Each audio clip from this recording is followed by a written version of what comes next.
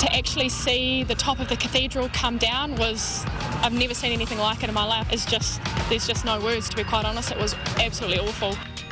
Tragedy in New Zealand. A massive quake rocks the country's second largest city, leaving devastation in its wake.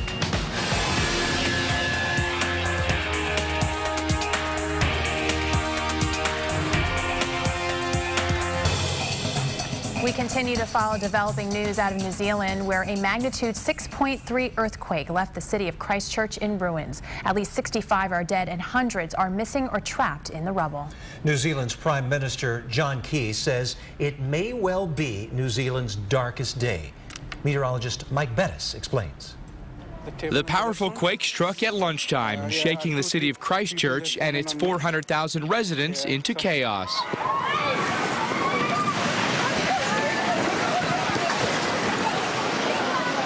17-year-old Samuel Sunderland and his classmates barely had time to take cover. I was just holding on to one of the tables and we were just like rocking all about. Stuff was falling out of the cupboards, all the paints and the shelves and stuff, and then it stopped. And that's when the power of the quake was quickly obvious. 6.3 in magnitude and centered just 3 miles from the southern New Zealand city. The stairwell is completely gone. 17 stories with just both sets of stairs gone. So it's just a great gaping chasm. I was on the 5th floor of the CTB building. Yep, and just came down, right down. Hardest hit, the city's historical cathedral, which is now half collapsed. To actually see the top of the cathedral come down, to see the dust and have people running out underneath that dust, there's just no words, to be quite honest. It was absolutely awful. At least 65 are confirmed dead at this hour, and it's feared hundreds could still be trapped. This is a really bad day, and you will have all seen already the scale of the damage that we have around the city. So the first message that I really need to send to our community is you've got to stay where you are. Christchurch has been hit with hundreds of aftershocks since the 7.1 magnitude quake struck on September 4th last year. The United States Geological Survey says this quake was actually part of an aftershock sequence from that event.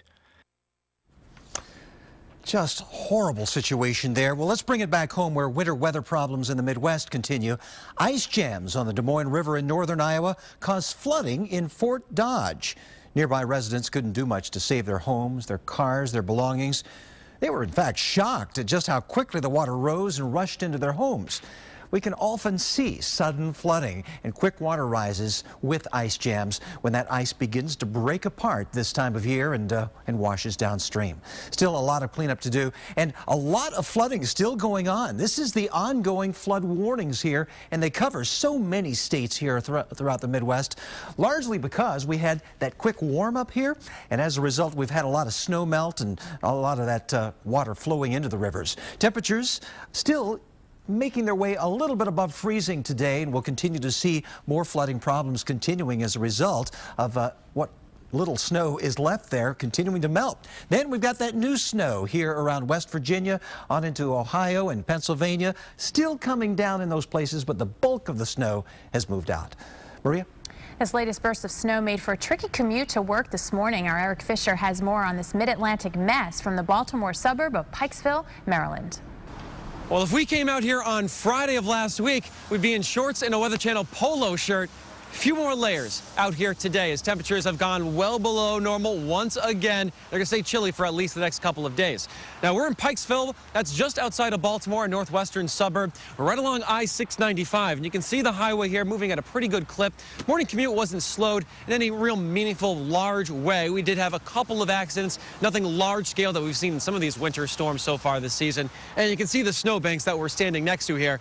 These aren't the huge mountains that we've seen in some of these other storms. So a little bit of good news. If you're heading to the airports, there are some delays. Not a lot of cancellations at Philly or BWI, Reagan and Dulles. Much less in the way of snowfall there. They saw less than an inch in around the D.C., just at the tail end, picking up some of that wintry precipitation. So the airport's in good shape. And I think the evening commute is going to be even better shape because that sun is shining down now. You can see it right on my face. Even with the cold temperatures, we're going to be looking at some melting, especially on the roads more traveled. Take a look at the northeast forecast. Today's a chilly one. We stay right near the freezing mark in New York. A little warmer down by D.C. All that precipitation you see on the map, that's going to be moving out very, very early. It's really not going to be of any consequence during the daylight hours. We'll stay in the 20s out across the northern end of the northeast, and we'll warm up a little bit as we head toward the end of the week. The next storm looks to be a rainstorm for D.C. and Baltimore. That's the latest from Pikesville, Maryland. I'm meteorologist Eric Fisher. Back to you. All right, thank you, Eric. It is indeed going to be a rainmaker, the rain side of this storm system. We've got that warm, moist flow. It's battling with that cold Arctic air trying to get down. You've got the jet stream supplying power to it, and we're really going to see things crank up. As the storm system feeds on that Gulf moisture, we get just enough spin in the atmosphere. Those thunderstorms are allowed to grow. We're talking about heavy rain and 40+ million people impacted. So we do have the potential for some severe weather from Shreveport to Memphis to Lexington, and eventually getting into the Atlanta area. So in this area in red, from Thursday into Thursday night, we're going to see that severe weather threat continue to push off to the east. And again, the primary threats being the isolated tornadoes, damaging winds, and heavy rain, and some hail with those thunderstorms. Nick? Still to come, we're heading to the Digital Media Center for more on the New Zealand earthquake. And we're scanning interstates across the country to help you navigate your evening commutes. The travel forecast is coming up here on Day Planner. Much that's taken for granted in a modern vacuum, like see-through bins, were pioneered by Dyson. But behind that bin lay something even more radical: root cyclone technology. Here, dirt and dust are hurled from the airflow by forces in excess of 136,000 Gs. And it's for this reason that Dyson cyclones capture more dirt than any other.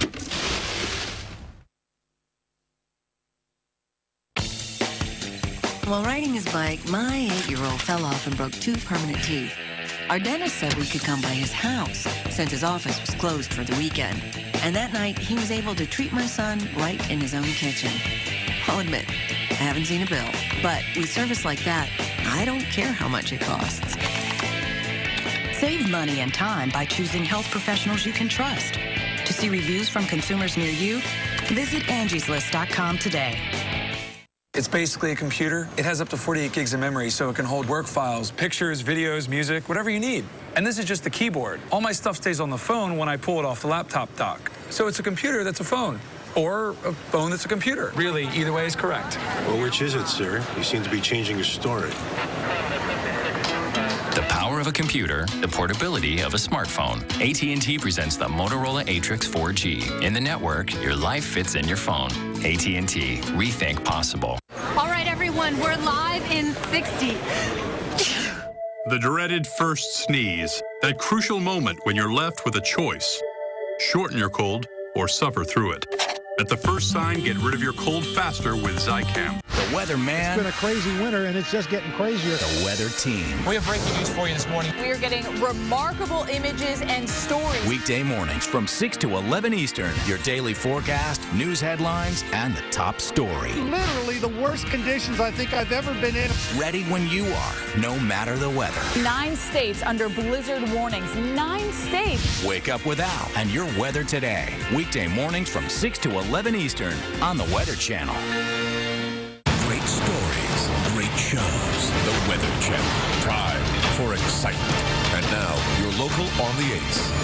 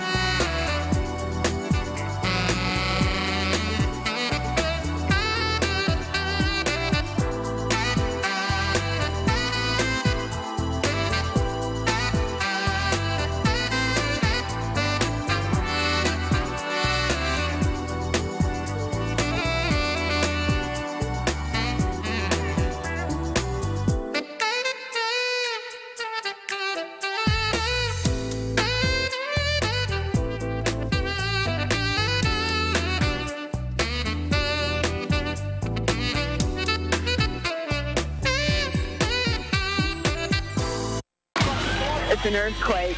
Get under the tables. It's just horrendous. It all collapsed and all the doors were shut. We had to smash the window out.